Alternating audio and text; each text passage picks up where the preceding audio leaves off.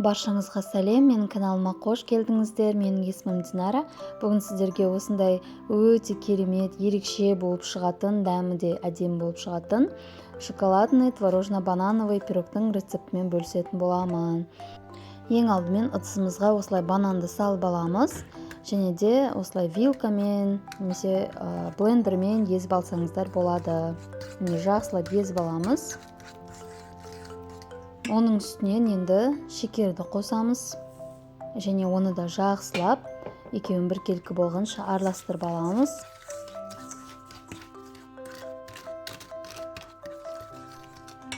Енді оның үстінен ұнды қосамыз.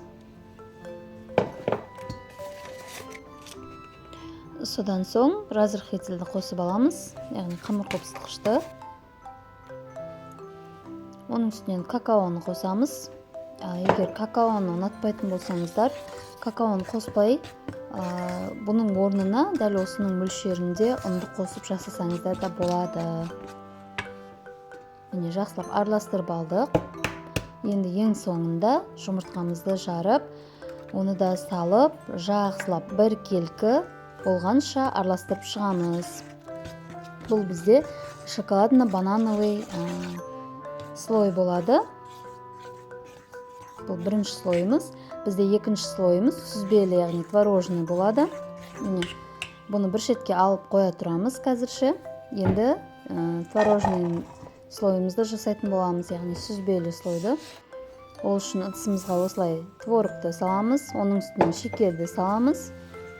Және осылай мен вилкамен араластырып шықтым.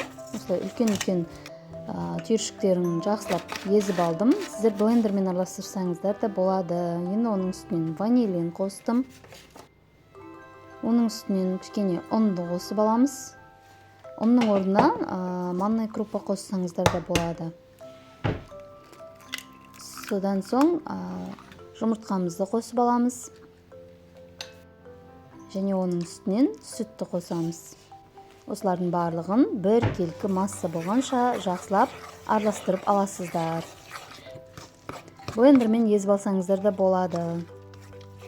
Міне, бізде біркелкі масса болып араласты.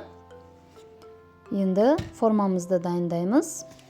Формамызды ашып, осылай пергамент қағазын салып аламыз, міндетті түрде.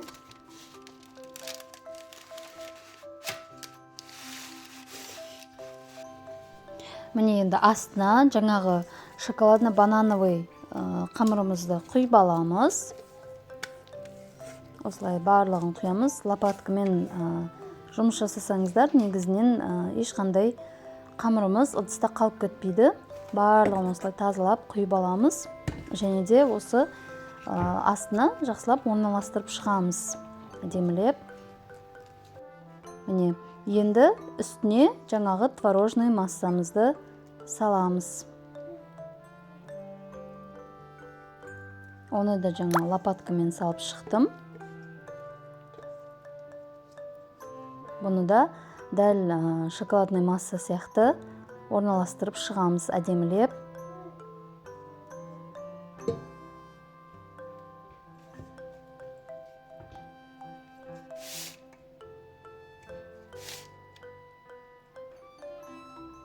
Міне, астындағы шоколадный массамен кішкене араласуы мүмкін. Ештеңе етпейді. 180 градуста 30-35 минутта пісіріп аламыз. Міне біздің пирогымыз дайын болды. Піскенін осылай шпажка арқылы тексереміз. Шпажкамыз құрғақ болып шығуы қажет.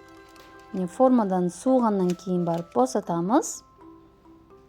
Міне әп-әдемі, ерекше дәмді пирогымыз дайын болды. Енді өздеріңіз қалағанша кесіп алсаңыздар болады. Мен сіздерге ішін көрсеткім келіп тұр. Міне пирогтың іші осындай болып шығады. Ерекше, өте дәмді. Көрінісі де әдемі.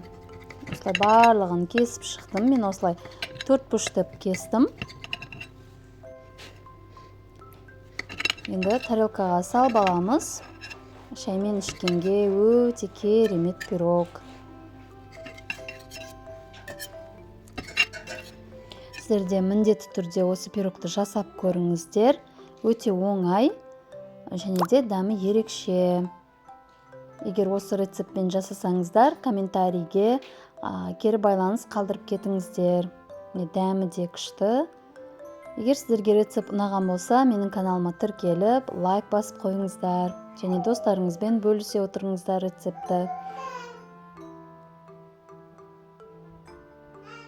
Міне, жұмсақ, өте дәмді. Келесі рецепттерде кездескенше сау болыңыздар.